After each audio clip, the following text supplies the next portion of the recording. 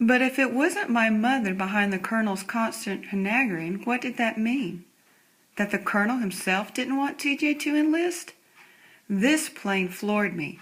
It was as if Thomas Jefferson had stood up in the middle of the room while writing the Declaration of Independence and declared he was against democracy. It was like Thomas Alva Edison saying, "Oh heck, what's so great about electricity after all? Let's keep using candles." I decided to try to talk to him about it. I was at this time about 9 months away from turning 13 and felt I could speak to the colonel as an equal. Also, I thought this might be an opportunity for me to make a good impression on him. Not that I thought the colonel had a bad impression of me. He seemed to like me just fine on a day-to-day basis, and I assumed he loved me, not that anyone in my family went around saying, "I love you." But the colonel seemed to want me to be happy, and he seemed genuinely pleased when I was happy, and that struck me as a pretty good definition of love when you got right down to it. But it's one thing to like somebody and to love your own child. It's a whole other thing to be impressed by someone. At age 12 and a quarter, I was not actually all that impressive. I was always spilling on myself at the dinner table, and my hair never laid down flat on my head and looked nice. And my grades were not stellar, good in math and so-so in everything else. I did have a good arm and an ability to memorize football statistics. I was an excellent card player, but my clothes were always wrinkled and in disarray by 10 in the morning. I hated extracurricular activities. There was no chance I was going to cure the common cold or rocket into outer space anytime soon. Still, I kept looking for ways to impress the colonel. I mowed the lawn without being asked to. I babysat Cindy Lorenzo for free.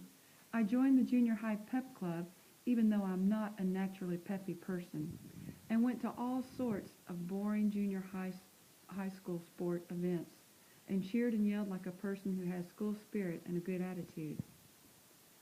Why did I think it would impress the colonel to have a man-to-man conversation about TJ, especially when I wasn't a man, and what TJ did or didn't do wasn't actually my business?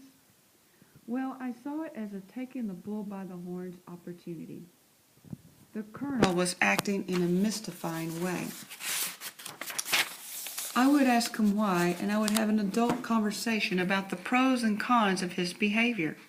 He would be impressed because I was acting like such a grown-up person, and with any luck, I'd find out why he couldn't bring himself to be happy about the fact that his number one and only son had joined the army. Most nights after dinner, especially in the spring, the colonel liked to work in the garden until it was too dark to see. Spring was the colonel's favorite time of year. He was a man who liked to dig in the dirt, and in the spring that's what he spent most of his free time doing.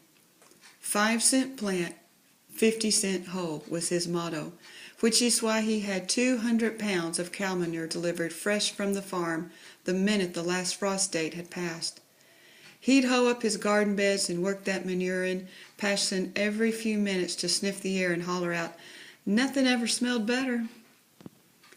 It was early April, and since it was Texas, the frost date had long passed, and he already had plants growing, tiny ones. So he was spending his evenings paroling for minuscule pests and the first bud of a weed that dared to show its face in his garden beds.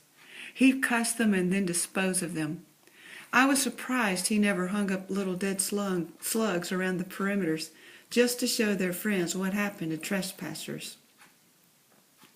"I heard if you put out bowls of beer, it'll draw the slugs away from your plants," I told him as I walked into the backyard from the kitchen. "They like beer so much they crawl into the bowl and drown." "You read that in Time magazine, sport?" The colonel looked up from where he was spraying pesticide on his baby tomato plants. "Probably. I'd sure like to see a drunk slug, wouldn't you?" "Only if it were a dead one." The colonel stood up and walked to get the hose. "Why don't you go on weed patrol? I can't believe how fast those little suckers come up in Texas. Back east, you don't see your first serious weeds until May." I went over to the bed next to the one he was watering. I was wondering something, sir. I started out, not sure exactly what I meant to ask. About TJ enlisting. You're not thinking about enlisting too, are you? Oh, I would if they'd let me, sir. He looked at me and grinned. I don't doubt it. I guess what I'm curious about is why you don't want TJ to enlist. I mean, you love the Army more than anybody I know. The colonel wiped his forehead with the back of his hand. If TJ wants to join the Army when he's done with college, I'd be all for that. He might think about joining ROTC when he's in college. The Army can help him pay for medical school. But he needs to go to college first before he joins. He needs to grow up some more. TJ's not ready for the Army. TJ needed to grow up? That was like saying the Eiffel Tower needed to get a little taller. TJ was more grown up than most adults I know. And who has spent more time planning battles and executing strategies than TJ? Nobody except maybe Douglas A. Arthur McCarthy or General George Patton. Are you scared something might happen to him? This would be one explanation I've been able to come up with on my own. Sure, the colonel was a tough guy, but even big tough guys don't want their sons to get killed. There's a weed to your left. It looks like pokeweed. Leaned across me and picked it out. You let pokeweed get too big and you'll never get it under control. End of conversation. Obviously, the colonel wasn't telling the whole story about why he didn't want TJ to enlist. The only thing I knew for sure about that conversation was that he wasn't planning on telling it anytime soon. He still tried to talk TJ out of enlisting, though, using every one of his formidable talents of persuasion during the 30-day window when TJ could have still ripped up his enlistment contract. He joked, cajoled, argued, offered bribes, both material and monetary. He somehow got his hands on a recent University of Georgia yearbook and took to perusing it during dinner, making comments about all the interesting activities one might get involved in at college, and how to his eyes it appeared that all the pretty girls headed to Athens, Georgia in the fall for college. You've heard of Georgia peaches, haven't you, son? He asked. I got me one, and he winked at my mother. And you could get yourself one, too. TJ, for his part, listened, laughed, and nodded, argued, and rolled his eyes. But he did not budge, and he did not change his mind. Then one day, just like that, the window closed, and TJ was in the Army. No turning back.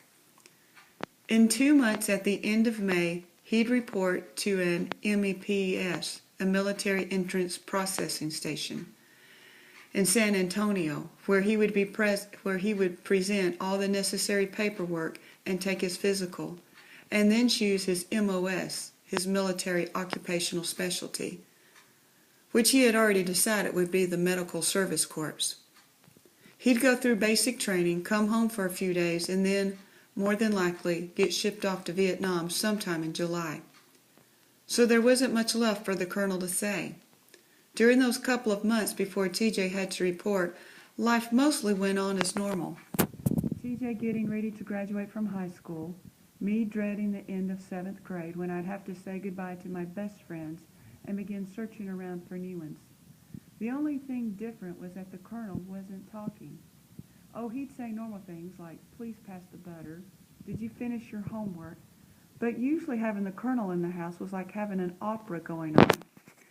He was big, he was loud, he had a lot to talk about. So when he started getting quiet and stopped saying anything, well, it felt like we were living in a library or a morgue. One Sunday afternoon, I was lying across my bed, alternatingly imagining that I was an ambulance driver in a combat zone, and that I was a character in an Archie comic, a new girl who wasn't an idiot like Veronica, but was still good-looking, when TJ's voice boomed across the hall. Hey, Jamie, want to look at some pictures? I slowly rolled off the bed and shuffled over to TJ's room. It was a wreck. He'd been trying to get organized, since there would only be 2 days between graduation the next week, and when he left for San Antonio to get processed into the Army. So there were boxes everywhere and a footlocker spilling over with the things he had to take to basic training. Underwear, thongs, shower shoes, socks, a shoe shine kit, and then there were stacks of photographs, which he'd gotten the brilliant idea of sorting through and filing in folders before he left. It was the sort of plan that seems good when you come up with it, but after about 20 minutes you're sorry you started.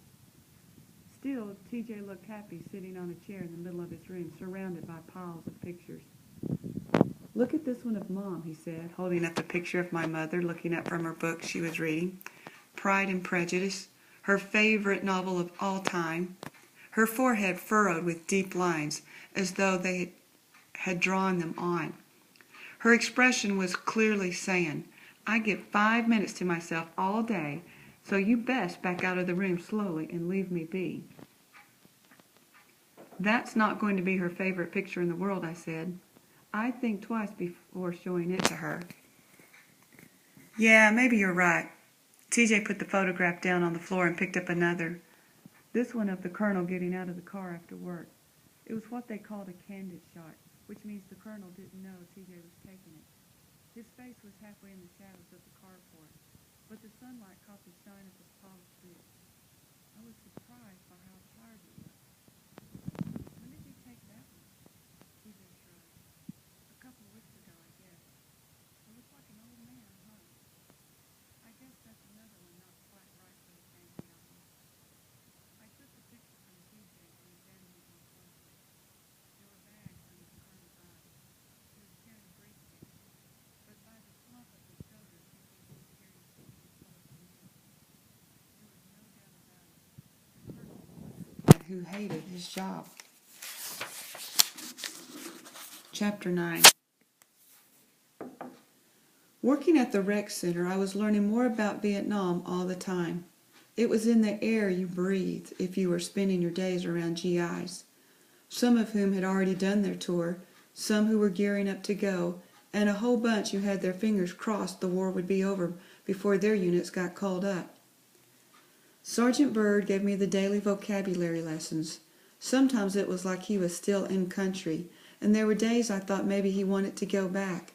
Every once in a while he made me feel scared, the way his face got dark and cloudy over something he saw in one of TJ's pictures. But there wasn't ever a time when he didn't want to talk. He was a big talker, someone who liked words for words' sake, the sound of them, the way you can make them pile up in your mouth and make a poem if you spill them out the right way. "If you recall, you call that a cracker box," he said, pointing to a picture of an ambulance I'd printed from TJ's 4th roll of film. "The backside rides in the cracker box. Backside is what you call a medic. It's a Vietnamese word. Or they go in the traveling medicine show, which is what you call the medevac helicopter." "How come they do that?" I asked. "I mean, how come they make up words for everything that already has its own word?" "I don't know. Maybe it makes it less real, more like a cartoon, something that's not really happening directly to them. Or else it's just fun to do. The human animal is an endless creative creature in my experience. So I learned chop chop was food, and a daily was the anti-malaria pill GIs had to take. Medics were called docs and band-aids and backside, and infantrymen were called grunts. An army helmet was a steel pot, and camouflage uniforms were nicknamed tiger suits.